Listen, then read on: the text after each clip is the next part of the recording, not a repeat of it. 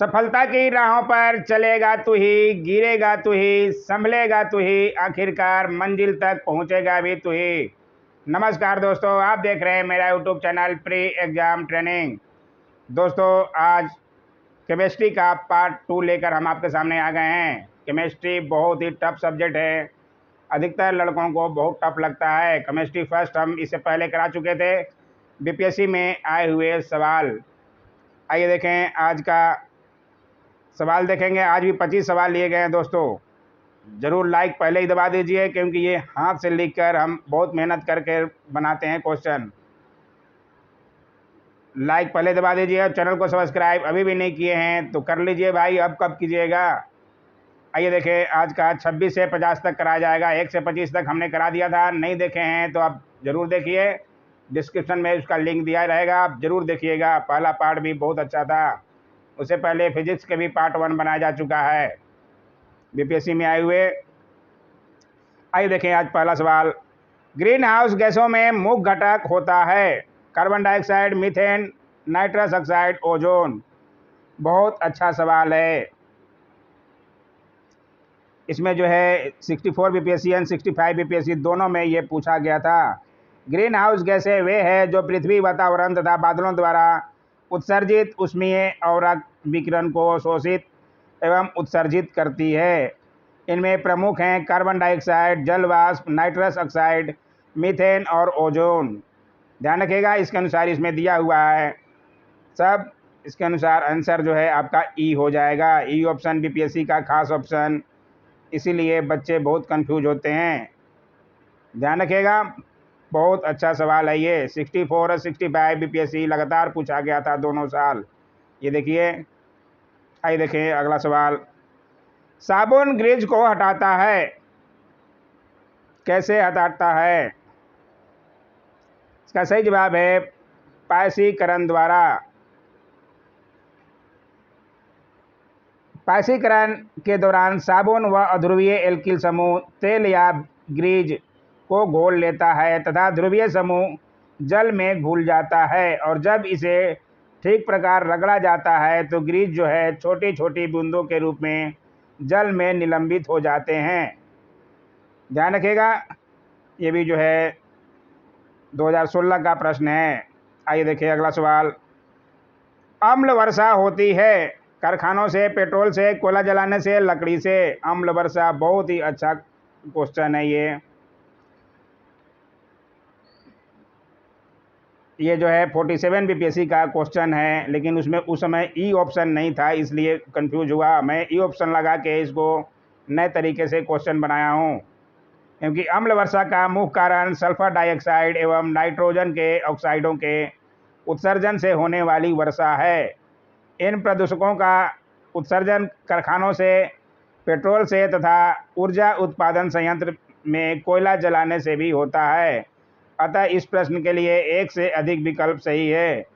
पहले जो है 47 के समय ई ऑप्शन नहीं दिया गया था, लेकिन अभी ई ऑप्शन लगा देने से ये इसका आंसर जो है आप ई लगा सकते हैं आसानी से। पूरी बातें समझ गए होंगे। आइए देखिए अगला सवाल। पूरा तरह से समझाया गया है। आपको पीडीएफ चाहिए, आप टेलीग्राम जरूर ज्वाइन कीजिए, वहाँ फ्री में पीडीएफ दिया जाएगा, दिया जाता भी है। जो लोग ज्वाइन किए हैं उनको फ़ायदा मिल रहा होगा। शुष्क बर्फ है, ठोस बर्फ, ठोस अमोनिया, ठोस कार्बन डाइऑक्साइड, ठोस कार्बन मोनोऑक्साइड, उपरोक्त में से कोई नहीं। बहुत अच्छा ये भी सवाल है। ठोस कार्बन डाइऑक्साइड बर्फ के समान दिखती है, अतः इसे शुष्क बर्फ कहा जाता है। शुष्क बर्फ बिना द्रव रूप में बदले ऊर्ध्वपातित होकर कार्बन डाइऑक्साइड गैस में बदल जाती है। ध्यान रखिएगा, इसका आंसर जो है ठोस कार्बन डाइऑक्साइड।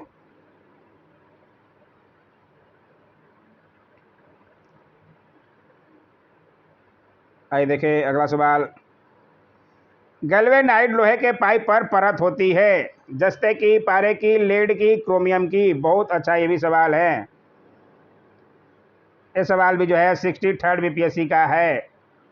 लोहे एवं इस्पात को जंग से सुरक्षित रखने के लिए उस पर जस्ते, जिंक, ध्यान रखिएगा कि पतली परत चढ़ाने की विधि को यश द लेपन कहते हैं।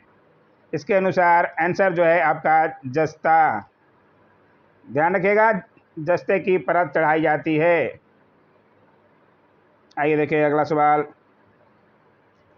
कपड़े साफ करने में प्रयोग होने वाले डिटर्जेंट हैं कार्बोनेट, बाइकार्बोनेट, बिस्मुथेट, सल्फोनेट। इसका सही जवाब है डी, सल्फोनेट। डिटर्जेंट अदरक तथा अदरकों के यौगिक होते हैं जो तनुकृत अवस्था में सफाई के गुण को प्रदर्शित करते हैं। ध्यान रखिएगा।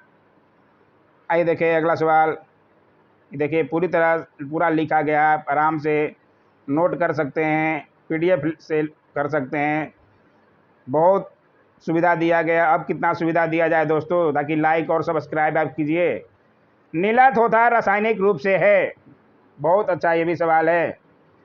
इसका सही जवाब है सी, कॉपर सल्फेट। कॉपर सल्फेट यानी कि ब्लू विट्रियोल का रासायनिक नाम कॉपर सल्फेट होता है। इसका सूत्र जो होता है CuSO4 इंटू 5H2O। ध्यान रखिएगा, इसका फॉर्मूला भी आप जरूर लिख लीजिए, ये भी पूछा जाता है। आइए देखिए अगला सवाल। स्टेनलेस स्टील एक मिश्र धातु है। किसका किसका? लोहे और निकेल की, लोहे और क्रोमियम की, तांबे और क्रोमियम की, लोहे और जस्ते की। ई ऑप्शन उपयुक्त में से कोई नहीं। दो या दो से अधिक धातुओं के समांगी मिश्रण को मिश्र धातु कहते हैं, जो धातु के गुण धर्म को बेहतर बनाते हैं। लोहे के साथ कार्बन, निकेल, क्रोमियम को निश्चित अनुपात में मिलाने पर हमें स्टेनलेस स्टील प्राप्त होता है, जो कठोर होता है तथा इसमें जंग नहीं लगता। इसके अनुसार आपका ई ऑप्शन हो जाएगा, क्योंकि इसमें जो है कार्बन, निकेल, क्रोमियम दिया हुआ है, लोहे के साथ सब में अलग अलग दिया है, तो आपका जवाब जो है ई हो जाएगा। ई क्यों हुआ आप समझ गए होंगे। ये देखिए, आप पूरा देख लीजिएगा आराम से। टूटी हुई हड्डियों की रक्षा के लिए प्लास्टर ऑफ पेरिस का प्रयोग होता है। यह है प्लास्टर ऑफ पेरिस क्या होता है? भुजा चूना, कैल्शियम कार्बोनेट, कैल्शियम ऑक्साइड या जिप्सम। इसका सही जवाब है जिप्सम। जिप्सम लवण, जिसका रासायनिक सूत्र CaSO4 इंटू 2H2O। ध्यान रखिएगा, होता है को 373 डिग्री पर गर्म करने पर यह जल अणुओं का त्याग कर calcium sulphate अर्धहाइड्रेट CaSO4 half H2O बनाता है। इसे प्लास्टर ऑफ पेरिस कहते हैं। ध्यान रखिएगा, यहाँ पे हाफ H2O हो जाएगा प्लास्टर ऑफ पेरिस का। आप नोट कर सकते हैं आराम से। आइए देखिए अगला सवाल। एक हाइड्रोकार्बन जिसमें कार्बन के दो परमाणु द्विबंध द्वारा जुड़े हों कहलाता है। क्या कहलाता है? एल्केन, एल्कीन, एल्काइन, आयनिक बंध। सारे बीपीएससी के प्रश्न हैं और ये अच्छे प्रश्न हैं। ये सब जब बीपीएससी में पूछ चुका है तो कितने अच्छे प्रश्न होंगे आप खुद समझ सकते हैं। इसका सही जवाब है बी, एल्कीन। एल्कीन जो है कार्बन कार्बन द्विआबंध वाले असंतृप्त श्रृंखला को एल्कीन कहते हैं। एल्केन एक एकल आबंध युक्त होता है। ध्यान रखिएगा, इस एल्कीन जो है द्विआबंध द्वारा जुड़े होते हैं। आइए देखिए अगला सवाल। एक कार बैटरी में प्रयुक्त विद्युत अपघट्य होता है। हाइड्रोक्लोरिक अम्ल, सल्फ्यूरिक अम्ल, नाइट्रिक अम्ल, आसुत जल। बहुत अच्छा ये भी सवाल है। इसका सही जवाब है सल्फ्यूरिक अम्ल, बी। कार में द्वितीयक सेल प्रयोग में लाया जाता है। द्वितीयक सेल में विद्युत अपघट्य के रूप में सल्फ्यूरिक अम्ल के तनु विलयन का उपयोग किया जाता है, जबकि इलेक्ट्रोड लेड ऑक्साइड तथा स्पंजी लेड की बनी प्लेटें होती है। ध्यान रखिएगा। आइए देखिए अगला सवाल। निम्नलिखित में से किसमें कार्बन नहीं है? हीरा, ग्रेफाइट, कोयला, उपयुक्त में से कोई नहीं। ये भी देखिए 42 बीपीएससी का प्रश्न है। इसका सही जवाब है डी, उपयुक्त में से कोई नहीं, क्योंकि हीरा, ग्रेफाइट और कोयला जो है तीनों कार्बन के अपर रूप हैं। ध्यान रखिएगा, इस ये जो है आंसर आपका डी हो जाएगा। 42 बीपीएससी में पूछा जा चुका है। अभी तक चैनल सब्सक्राइब नहीं किए हैं तो कर लीजिए, बहुत अच्छे अच्छे क्वेश्चन कराए जाते हैं यहाँ पे। निम्न पदार्थों में से कौन सा निम्न पदार्थों में से कौन सा पदार्थ खाने की वस्तुओं के परिरक्षण प्रयोग होता है? सॉरी दोस्तों, थोड़ा गला खराब है। Citric acid, potassium chloride, sodium benzoate, sodium chloride. आप देखते होंगे डब्बे वाला पैकेट वाला सामान लेते होंगे जो बहुत दिन के बाद खराब होता है।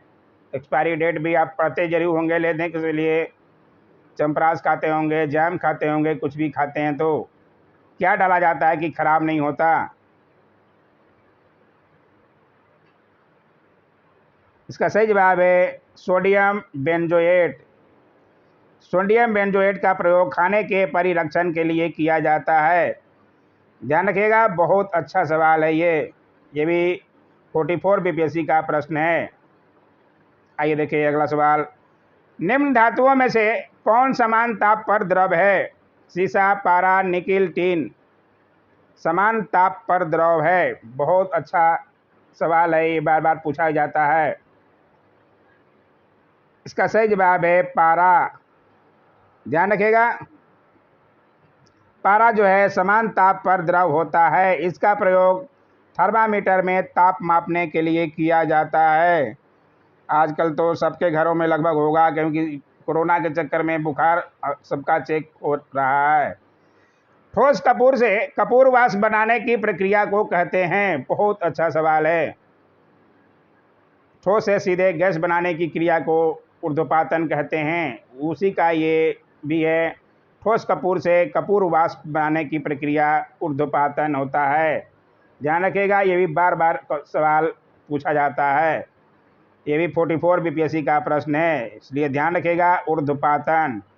ठोस कपूर से कपूर वाष्प बनाने, या क्वेश्चन कुछ भी पूछ सकता है, सीधा ठोस से वाष्प या गैस बनने की क्रिया।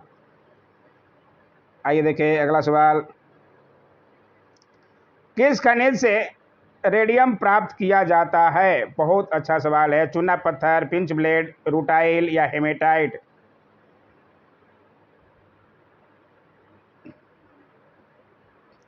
इसका सही जवाब है पिंच ब्लेड। पिंच ब्लेड से रेडियम प्राप्त किया जाता है।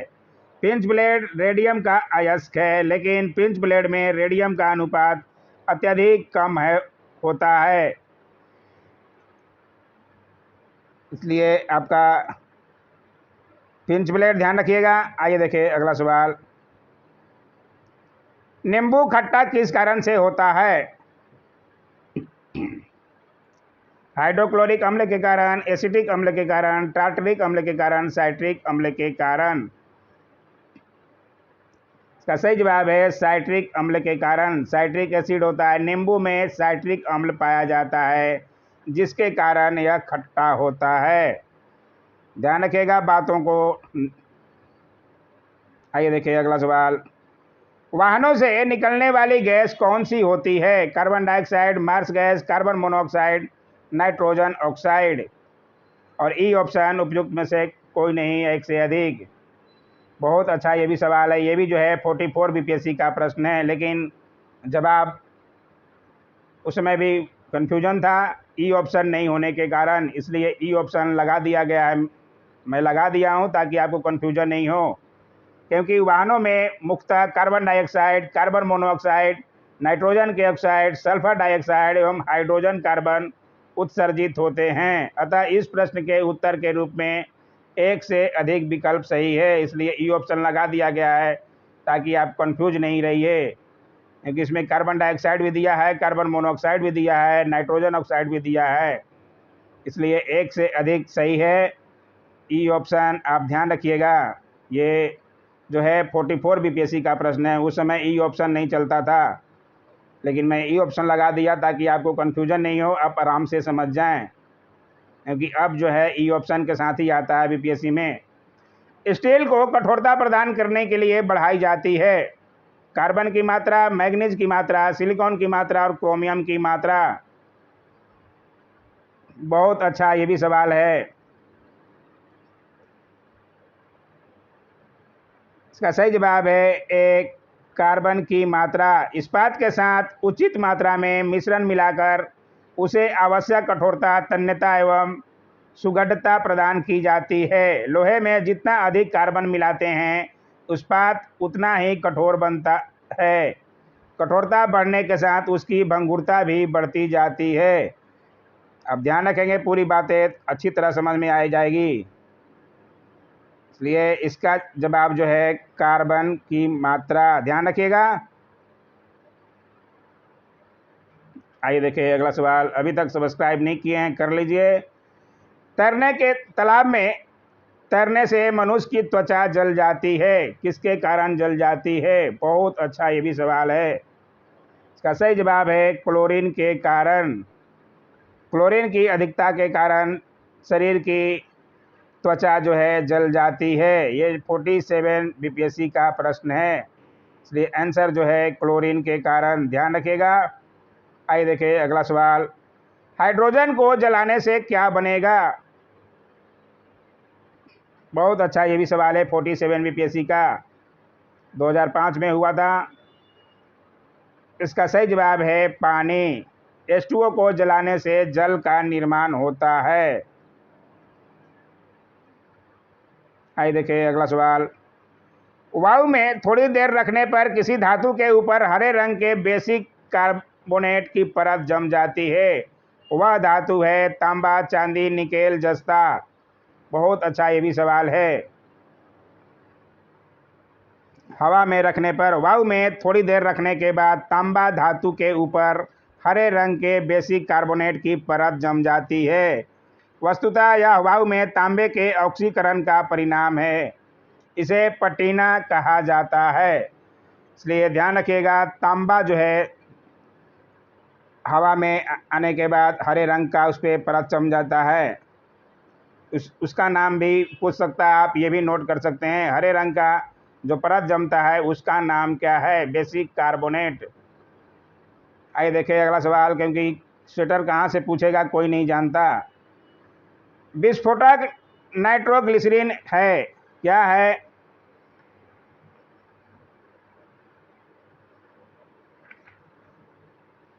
नाइट्रोग्लिसरीन एक एस्टर है जिसका उपयोग विस्फोट की तरह किया जाता है। एस्टर है, ध्यान रखिएगा, इसलिए सही जवाब डी। आइए देखिए अगला सवाल। घरेलू एलपीजी सिलेंडरों में दाब मापक नहीं प्रदान किए जाते हैं, क्यों नहीं प्रदान किए जाते हैं? पूरा ऑप्शन आप देखिए। ये बहुत महंगे होते हैं। ये एलपीजी सिलेंडरों में गैस की मात्रा को प्रदर्शित नहीं करते। इनका प्रयोग निरापद नहीं है। ये एलपीजी द्वारा चोक हो जाते हैं। इसका सही जवाब है डी, ये एलपीजी द्वारा चोक हो जाते हैं। ये भी देखिए 42 बीपीएससी का प्रश्न है। एलपीजी में अत्यधिक दाब पर संपीड़ित कर गैस को द्रवीकृत किया जाता है। इसमें दाब मापक लगाने से दाब मापक के चोक हो जाने की संभावना रहेगी, अतः दाब मापक नहीं लगाया जाता है, ध्यान रखिएगा। आइए देखिए अगला सवाल और आज का लास्ट सवाल, 50 नंबर का सवाल हो गया। जस्ते से एक बर्तन पर विद्युत लेपन की विधि में क्या होता है? बर्तन को ऋण ध्रुव बनाया जाता है, शुद्ध जस्ते को धन ध्रुव बनाया जाता है। बर्तन को ऋण ध्रुव और शुद्ध जस्ते को धन ध्रुव बनाया जाता है। बर्तन को धन ध्रुव और जस्ते को ऋण ध्रुव बनाया जाता है। इसमें से आंसर आपका सी, बर्तन को ऋण ध्रुव और शुद्ध जस्ते को धन ध्रुव बनाया जाता है। जस्ते से बर्तन पर विद्युत लेपन की विधि में जस्ता 2 इलेक्ट्रॉनों का त्याग कर धनायन बन जाता है और बर्तन जो है इलेक्ट्रॉन का त्याग कर ऋणात्मक हो जाता है। इससे जस्ता जो है धन ध्रुव और बर्तन ऋण ध्रुव के रूप में परिणत हो जाता है। पूरी बातें आप समझ गए होंगे। इसके अनुसार इसी जवाब ये पूरा लिखा भी गया है अच्छी तरह से। आज का वीडियो कैसा लगा कुछ नए कुछ पुराने सवाल थे, लेकिन आपके लिए तो नए होंगे। अच्छा तो लगा ही होगा दोस्तों, लाइक ज़रूर ठोका कीजिए, पूरे दोस्तों में शेयर कीजिए, सब्सक्राइब का क्या कहना कर लीजिए। Thanks for watching my YouTube channel.